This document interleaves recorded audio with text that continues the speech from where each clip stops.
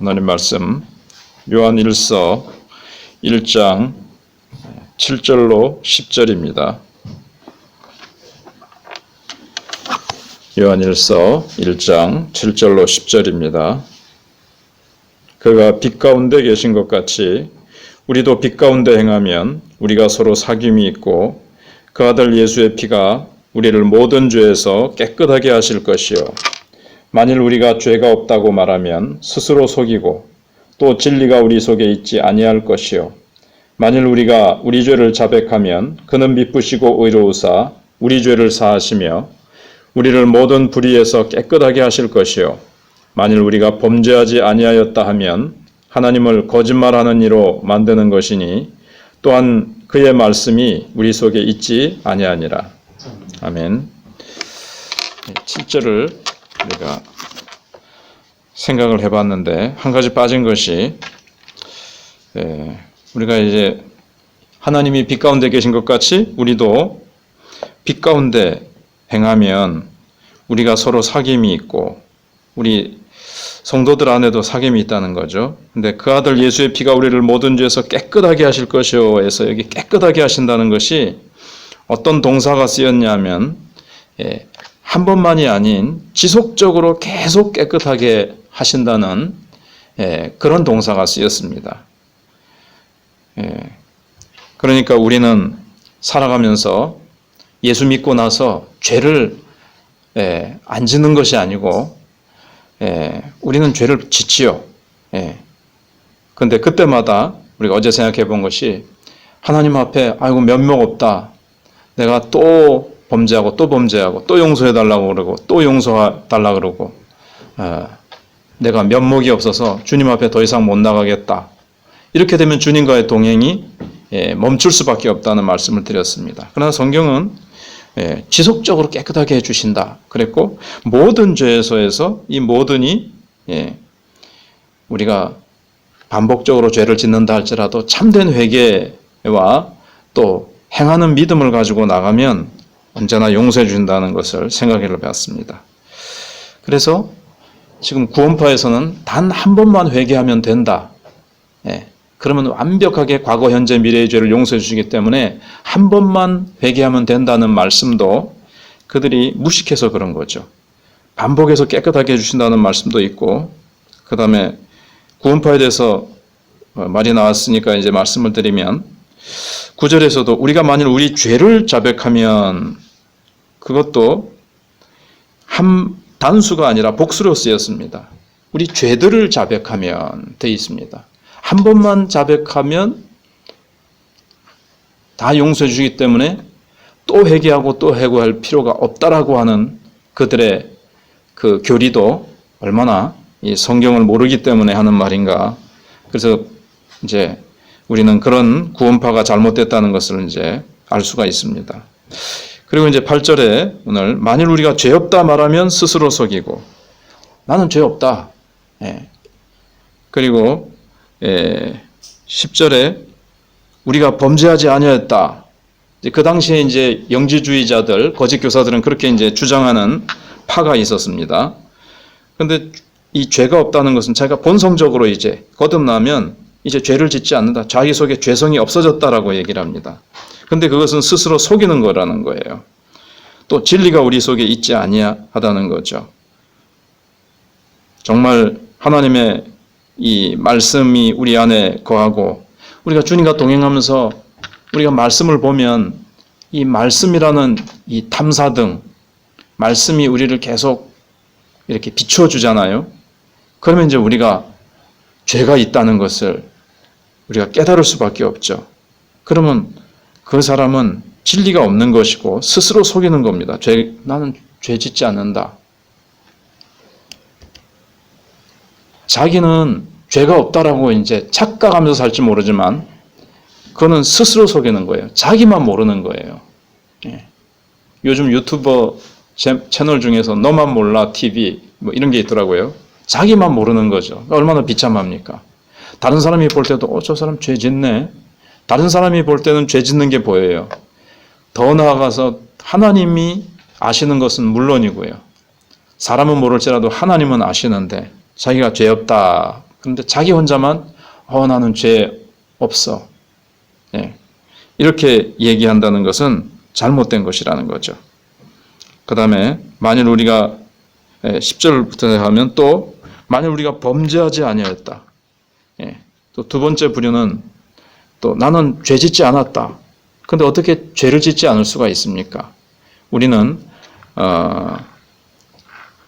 예수님이 우리가 완벽히 죄를 짓지 않는 것은 예수님이 재림하셔서 우리의 구원이 완성되면 우리는 이제 그때 완전히 죄로부터 벗어나서 우리의 구원이 완성되어서 죄를 짓지 않을 수 있지만 우리는 예수님의 초림과 예수님의 재림 그 사이에 있기 때문에 우리는 천국을 맛보고 예수님이 우리 안에 들어와 사십니다. 그렇지만 또 이렇게 주장하는 사람들이 현대에도 있습니다. 한번 거듭나면 내가 예수님을 영접하면 예수님이 들어와 계시고 성령이 오시는데 그 성령은 얼마나 강력한지 우리가 그 뒤로 우리에 있는 육신의 정욕을 다 이기고 항상 죄짓지 않고 언제나 승리하는 삶을 살며 나는 범죄하지 않을 수 있다. 나는 성령의 강력한 능력을 모시고 그 권능으로 살아가기 때문에 범죄하지 않을 수 있다. 죄짓지 않는 삶을 살 수 있다라고 가르치는 지금도 그런 부류의 사람들이 종종 있습니다.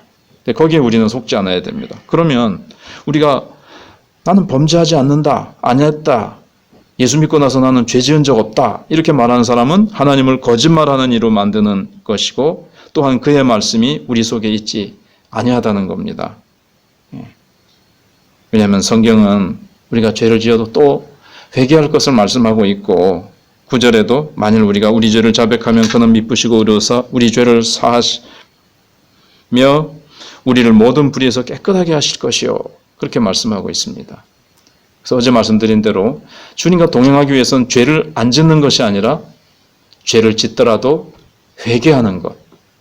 그러면 주님의 피가 또 용서해 주시고 또 살아가다가 또 넘어지거나 또 우리가 하루에도 몇 번이나 죄된 생각, 하나님이 기뻐하시지 않는 생각을 하기도 하고 기뻐해야 되는데 기뻐하지 못하기도 하고 쉬지 않고 기도하고 항상 기뻐해야 되는데 기뻐하지 않느냐 하기도 하고 그런 죄악들을 범하는데 그때 우리는 예수님의 피를 힘입고 계속 이제 회개하면 된다는 거죠.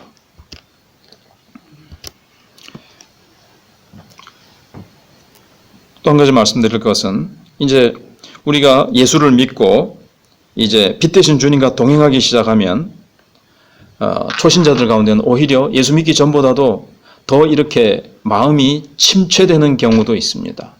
왜냐하면 전에는 그게 죄인 줄 몰랐는데 마음 놓고 살았고 그게 죄인 줄 모르고 그냥 살았는데 예수 믿고 나고 보니까는 이게 죄구나.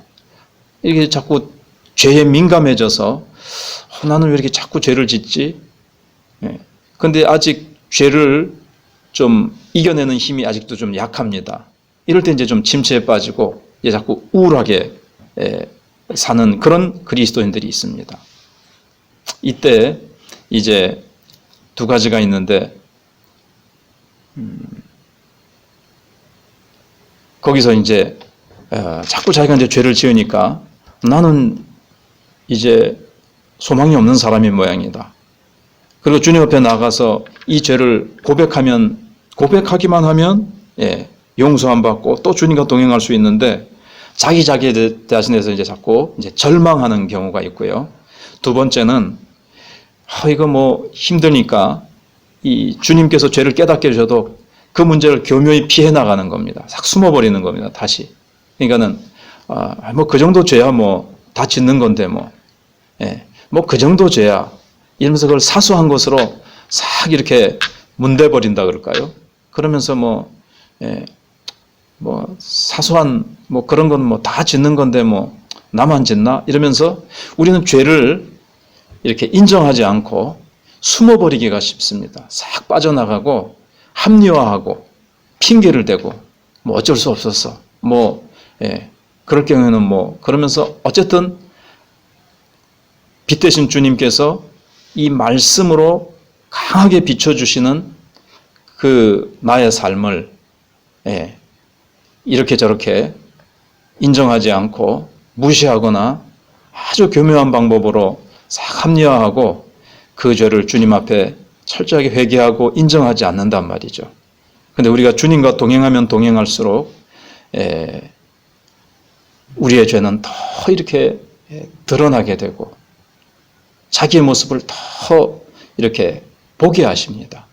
왜냐하면 주님께서는 우리를 주님을 닮은, 그래서 나중에 요한 1서 3장 2, 3절에 보시면 사랑하는 자들아 우리가 지금은 하나님의 자녀라 장래 어떻게 될 것은 아직 나타나지 아니하였으나 그가 나타나시면 우리가 그와 같을 줄을 아는 것은 그의 참모습 그대로 볼 것을 이 때문이니 주를 향하여 이 소망을 가진 자마다 그의 깨끗하신 것 같이 자기를 깨끗하게 하느니라. 주님이 우리를 향한 계획과 목적은 주님과 같이 주님을 닮은 거룩하고 깨끗한 모습으로, 영광스러운 모습으로 우리를 만들어 가시는 겁니다. 근데 그 과정이 있어요. 마지막에는 주님의 은혜로 되겠지만 그 과정에서는 우리가 이 죄를 짓지 않기 위해서 거룩한 삶을 살려고 노력하고, 그러다가 이 죄를 이제 짓더라도 회개하고 또 돌이키고 회개하고 또 돌이키고 이러면서 한꺼풀 우리의 죄악된 성품을, 죄악된 행동을 한꺼풀 벗겨가면서 우리를 차츰차츰 거룩하게 만들어 가시는 하나님의 계획이 이제 있습니다.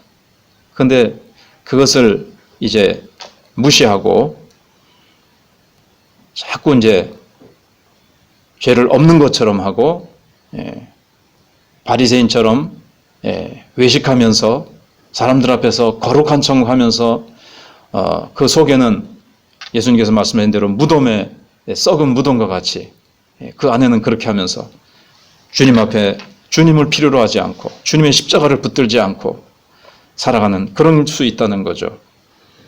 근데 우리는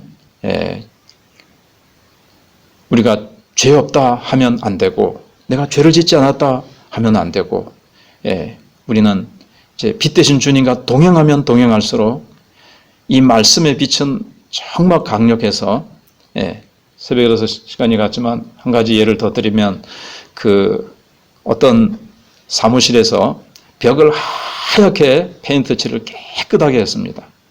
그래서 이제 뭐 햇빛이나 어떤 뭐 다른 빛으로는 깨끗하게 보여요. 깨끗하게 보이는데 그래서 한 번씩 이제 스크린처럼 거기다 뭘 비춰서 이제 사용을 합니다. 옛날에 뭐 환등기라든가 이런 거. 근데 이제 이런 프로젝트 같은 게 나와가지고 강력한 빛을 탁 비추니까는 벽이 깨끗한 줄 알았는데 막 우둘두둘한 거랑 페인트 칠하면서 얼룩진 것도 좀 보이고 거기에 묻은 아주 그냥 볼 때는 깨끗해 보였는데 거기 묻은 어떤 오점이라든가 벽이 완벽하게 이렇게 100% 반반하게 못하잖아요. 좀 울퉁불퉁하잖아요. 눈으로 봐서는 손으로 그냥 만져서는 잘 모르지만 근데 강력한 빛을 비추니까 그게 우둘두둘한 거라든가 거기에 점점점점 이렇게 구멍이 난 거라든가 이런 게 보이더라는 거죠. 강력한 빛을 비추니까. 그래서 우리가 빛 대신 주님 앞으로 가까이 가면 가까이 갈수록 주님과 동행하면서 빛 대신 주님과 내가 가까워지면 가까워질수록 내 모습이 더 보이더라는 거죠. 전에는 죄인 줄 모르고 부끄러운 줄 모르고 내 모습을 진짜 내 실체를 보지 못하고 살다가 말씀의 강력한 빛을 받고 성령님과 더 친밀하게 동행하면 동행할수록 나의 부족한 모습이 더 이렇게 드러나게 되고 우리는 그것을 회개하며 성령의 능력을 더 의지하면서 그 죄의 거풀을 내가 더 벗어가면서 우리는 바울과 같이 나는 죄인 중에 괴수라고 고백하지만 그러면서 우리는 더 주님을 닮게 되어지고 우리는 더 거룩을 추구하게 되어지고 거룩한 모습으로 변화되어 갈 것입니다. 기도하겠습니다. 아멘. 요한일서 1장 10절 한 절 말씀만 보겠습니다.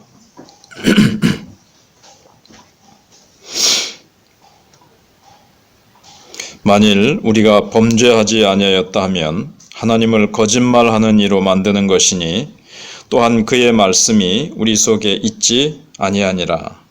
아멘. 사도 요한은 앞에서 잘못된 주장을 하는 거짓 교사들 그 당시 이단들에 대해서 얘기를 하는데 8절에서 이제 원래는 세 가지죠. 6절에 우리가 하나님과 사귐이 있다고 어둠에 행하면 이제 거짓말을 하는 거죠. 그 다음에 이제 8절에서 우리가 죄가 없다고 말하면 스스로 속이는 것이다. 그 다음에 이제 10절에서 만일 우리가 범죄하지 아니하였다면 하나님을 거짓말하는 이로 만드는 것이다. 이 세 가지 잘못된 주장을 사도 요한은 얘기하고 있습니다. 이게 다 같은 얘기인 것 같은데 사실은 사도 요한이 논리적인 발전을 하면서 점점 더 확대시키는 겁니다. 그러니까는 이 세 가지 중에서 가장 안 좋은 게 뭐냐면 10절이 있는 거죠. 8절에서 우리가 죄가 없다고 말하는 것은 죄성이 없어졌다. 예수 믿고. 죄성이 없어졌다. 본성을 얘기하는 거고 10절에서는 그 내적인 본성에서 밖으로 드러나는 행위를 얘기하는 겁니다. 우리가 범죄하지 않았다.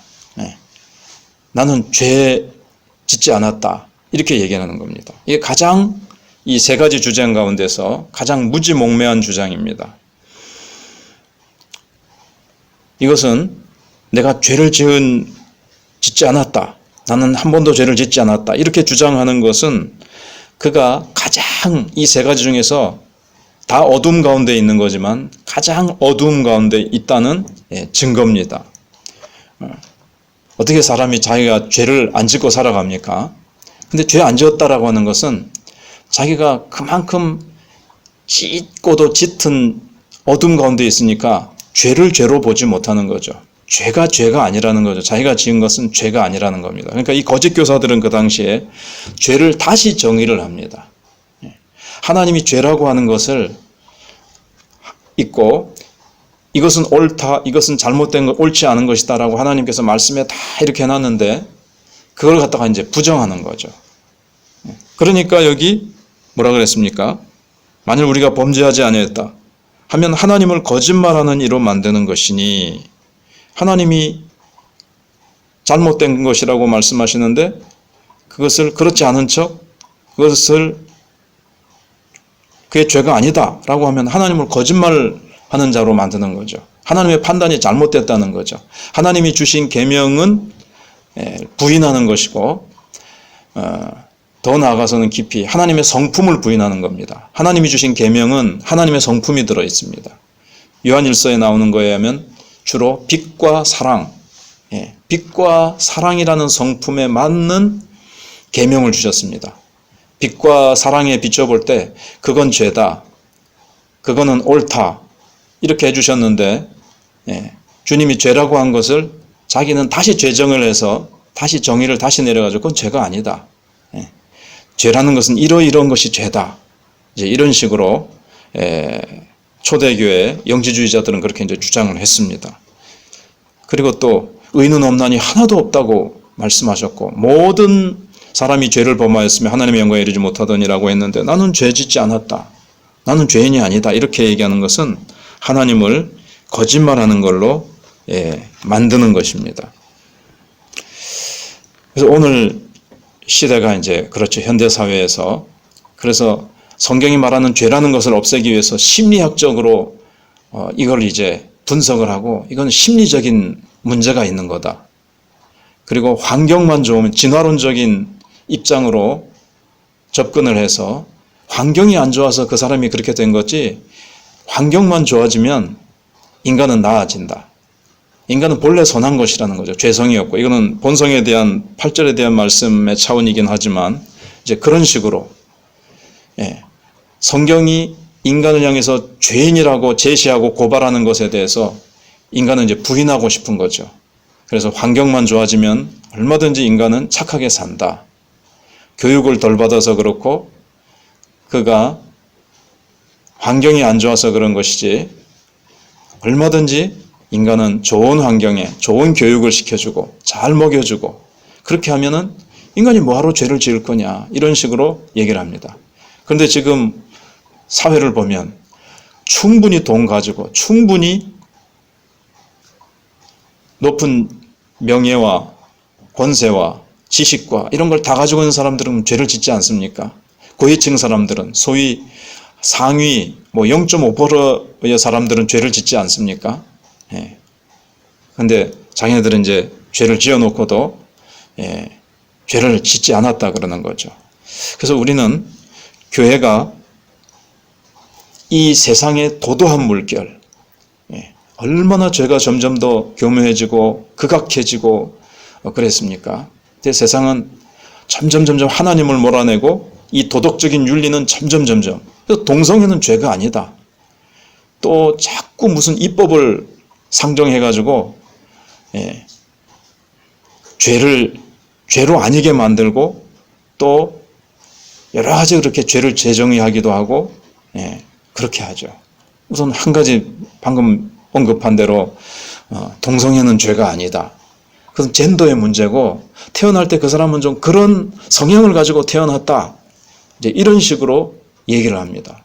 남자가 남자를 좋아하고 그 사람은 태어날 때 성향이 여자가 여자를 좋아하게 했고 그래서 남자가 또 남자를 사랑하면 결혼을 허용해야 된다 그러고 이런 식으로 되어가고 있는데 교회는 교회 속으로 들어오는 세상의 이 물결, 죄를 죄로 보지 않는 이 물결을 힘을 다해서 이제 막아야 되는 거죠. 죄와 피 흘리기까지 싸우라고 말씀하셨고, 자꾸 죄에 대해서 희석시키고, 지금 교회 속으로 얼마나, 그래서 교인들도 성적인 문란 속에 혹은 여러 가지 세속화되어 가고 있습니다. 그런데 그것을 이제 깨닫지 못한다는 것은 진리의 빛이 이제 약해지고 어둠 가운데 있으니까 죄를 죄로 여기지 않고 그렇게 하고 있는 거죠. 하나님이 잘못이다라고 하는데 잘못이 아니라고 그렇게 회피하고 합리화하고 도망가는 것은 이제 자기가 어둠 가운데 있다는 이제 표시라는 겁니다. 그래서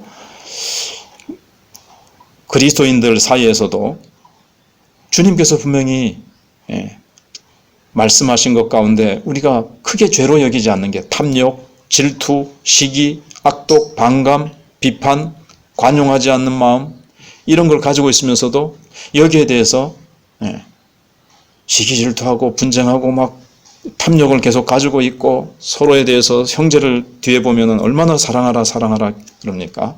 근데 형제를 사랑하지 않는 것에 대해서도 죄를 죄로 여기지 않고 통한이 여기지 않고 회개하지 않고 바로잡으려고 하지 않고 뭐 다 그렇게 나아가고 있는 이런 것들을 보게 되어집니다. 이것은 하나님의 성품에 대한 공격입니다. 하나님은 빛이시고 하나님은 사랑이신데 미워하고 죄악 가운데 있으면서 나는 하나님과 사귀고 있다. 나는 하나님과 교제하고 있다. 앞의 내용이 그거 아닙니까? 우리가 나는 빛 가운데 행하고 있다. 라고 하면서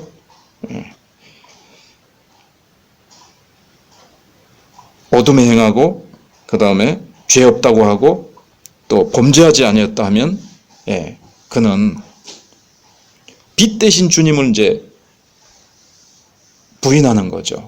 그래서 하나님을 거짓말쟁이로 만드는 겁니다. 하나님이 빛이 아니라는 거죠.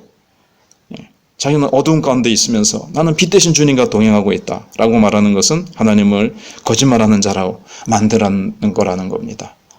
그래서 우리가 잘 알고 있듯이 오늘 한국교회가 얼마나 세속화되어 있고 세속의 죄악의 물결이 들어와서 그러니까 수위가 같아진 거죠. 들어와가지고 교회가 세상인지 세상이 그렇게 된 거죠. 세상이나 교회나 별 다를 바 없는 이런 모습이 되어져 있고 우리가 진리의 빛으로 늘 우리가 탐사를 당하면서 점검을 받으면서 우리의 죄를 벗어버리고 점점 더 거룩해져 가고 예수의 피 앞에 계속 우리의 죄를 회개하고 돌이키면서 빛 대신 주님과 동행하는데 방해가 되는 것들을 우리가 제거하면서 우리는 주님 앞에 점점 더 거룩해지는 삶을 살아야 될 것입니다. 하나님 말씀 요한 1서 1장 8절 9절입니다.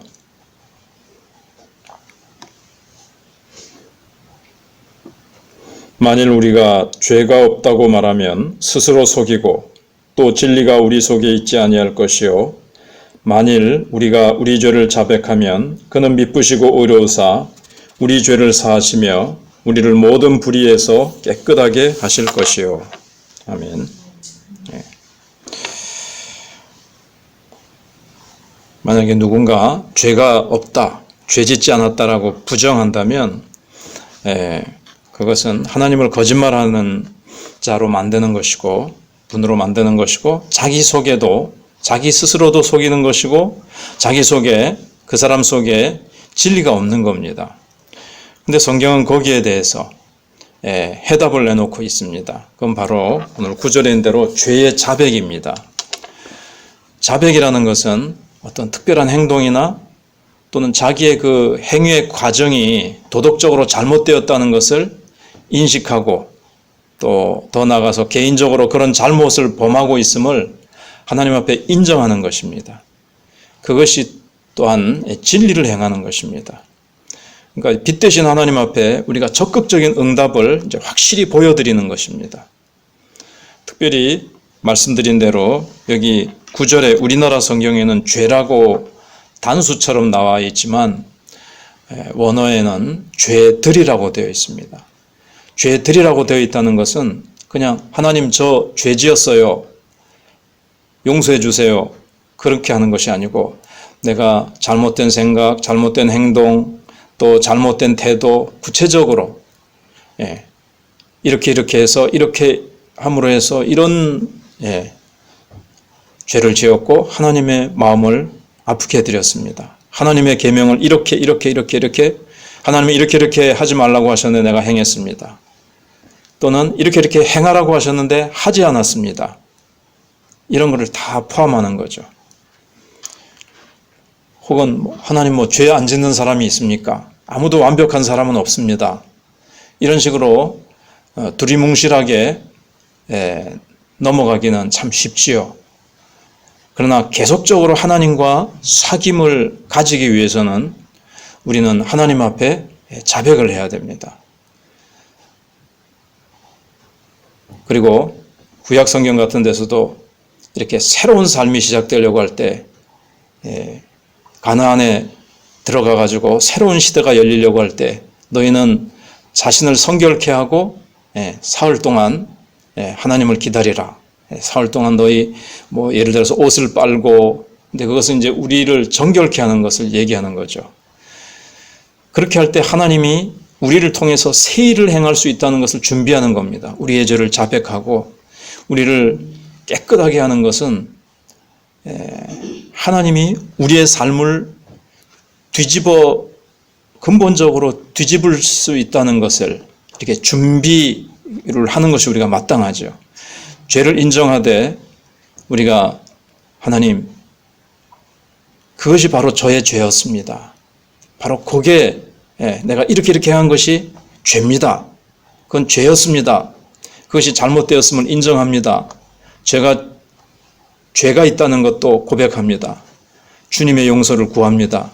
다시는 그런 죄를 반복하지 않도록 성령의 능력을 간구합니다. 라고까지 해야 이게 이제 자백이라는 겁니다. 정말로 회개하는 거죠. 무엇이 잘못인지 죄를 딱 규명하고 내가 이러한 행동을 했는데 그것이 성경 말씀에 비추어 보니까 죄입니다. 그리고 누구에게 책임이 있는지 밝히고 내가 이렇게 했기 때문에 내가 그런 책임을 밝히고 이제 그리스도의 사역 앞에 가지고 가야 되겠죠. 예수님의 십자가에서 우리를 위해 죽으신 그것, 그리고 주님께서 죄와 또 나를 다루어 주시기를 주님 앞에 간구하는 겁니다. 다윗처럼 내가 이렇게 죄를 범했사오니 내가 이렇게 상한 마음을 주님 앞에 드리오니 주님이 이렇게 회복시켜 주십시오. 나의 이 회개를 하나님이 받으시고 상하고 통회하는 마음을 주님이 멸시지 아니하실 겁니다. 주님이 받아주시고 주님이 구원의 즐거움을 회복시켜 주시고 나의 영혼을 소생시켜 달라고 이렇게 간구하는 자리에까지 나가야 됩니다. 그리고 우리가 사람에게 잘못한 것이 있다면 사람에게 또 뭐 잘못도 구하고, 또 어떤 사람은 사람에게만 사과하면 끝인 줄 알지만 하나님 앞에 이것이 또 그 사람에게 사과하고 그 사람이 됐어, 그런다고 끝이 또 아니죠. 내가 하나님 말씀, 그것이 그 사람에게 한 것이 성경 말씀에 내가 순종하지 않은 것이라면 하나님 앞에도 용서를 구해야 됩니다. 사실은 사람은 용서할 권세가 없어요. 사람이 용서해 줬다고 내 죄가 용서받는 것이 아니고 그 죄가 하나님으로부터 용서받아야 됩니다. 물론 2000년 전에 십자가로 용서해 주셨지만 모든 죄를, 그러나 또 이 시점에서 내가 그 죄를 또 자백하라고 성경은 말씀하고 있습니다. 여기에 대해서 또 구체적으로 얘기를 논리적으로 해드리려면, 성경적으로 해드리려면 또 시간이 한참 걸리기 때문에 오늘은 그냥 말씀에 있는 대로 우리가 죄를 자백하면 주님이 용서해 주시고 깨끗게 하신다는 말씀이 있거든요. 죄들을 그때그때 우리가 지은 여러 가지 죄악들을 구체적으로 아뢰라고, 그러면 깨끗하게 해주신다라고 성경은 말씀하고 있습니다.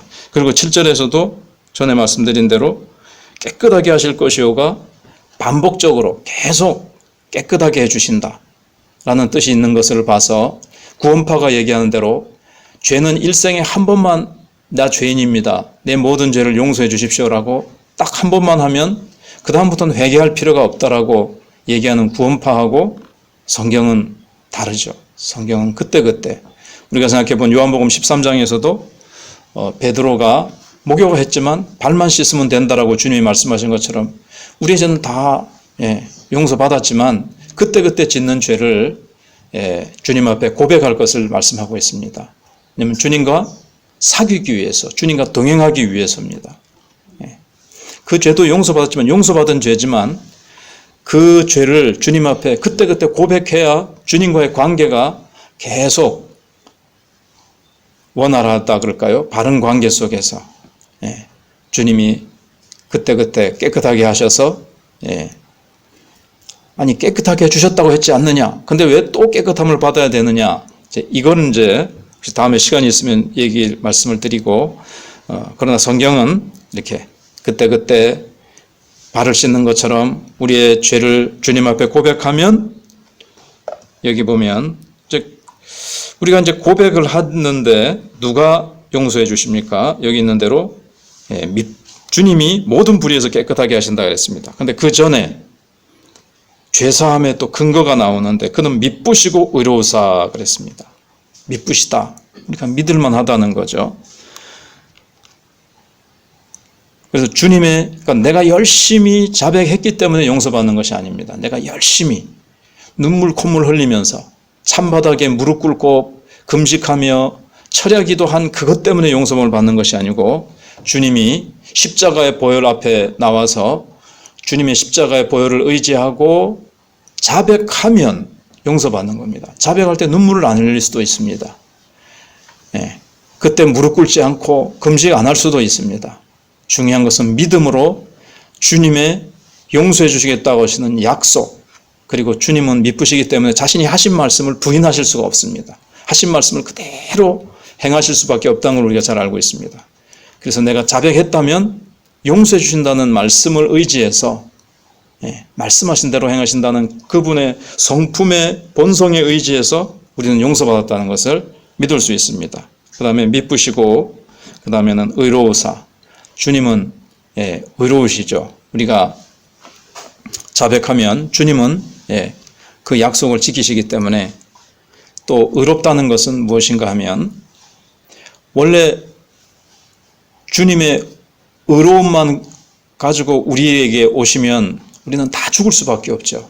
우리의 죄에 대해서 우리는 심판받고 다 멸망받을 수밖에 없는데, 아무런 죄도 없으신 주님께서 우리의 죄를 위해서 대신 죽어주셨습니다. 즉 우리의 죄값을 치루어 주셨습니다. 그래서 의가 만족이 됐죠. 그래서 주님께서는 의로우신 분이시기 때문에 예수님이 내 죄를 해서 대신 죽으셨는데 우리를 벌하실 수가 없습니다. 예수님이 대신하셨으니까. 이게 이제 주님의 의지요. 예수님이 다 갚도록 하셨고 다 우리의 죄를 갚으셨기 때문에 주님은 결코 우리가 심판대 앞에 섰을 때 우리의 죄를 주님께서 물으시고 우리의 죄값을 따라서 심판하시지 않으신다는 겁니다. 예수님께 모든 죄를 담당시키셨기 때문에 예수님은 우리에게 처벌하실 수가 없습니다. 죄값을 이미 다 받으셨기 때문에 예수님으로부터. 그래서 우리는 자백만 하면 됩니다. 그러나 자백하면 죄를 인정하고 주님의 도우심을 구하면 주님께서는 모든 불의에서 그 다음에 깨끗하게 하시는 작업을 하십니다. 다윗을 한번 생각해 보시면 그 만신창이가 된 마음, 1년 동안 고백 안 하면서 황폐화됐던 그 심령, 그의 영혼, 성령께서 생기를 불어넣으시듯이 그 모든 죄사함 받았다고 하는 만신창이가 되었던 그 마음이 싹 기쁨과 구원의 즐거움이 회복되고 죄사함 받았다는 기쁨이 막 충만하게 되어지고 그 영혼을 깨끗게 하시고 다시 찬양이 터져나오고 기쁨이 터져나오도록 주님께서 그렇게 깨끗하게 하시는 작업을 주님이 하신다는 겁니다. 기도하겠습니다.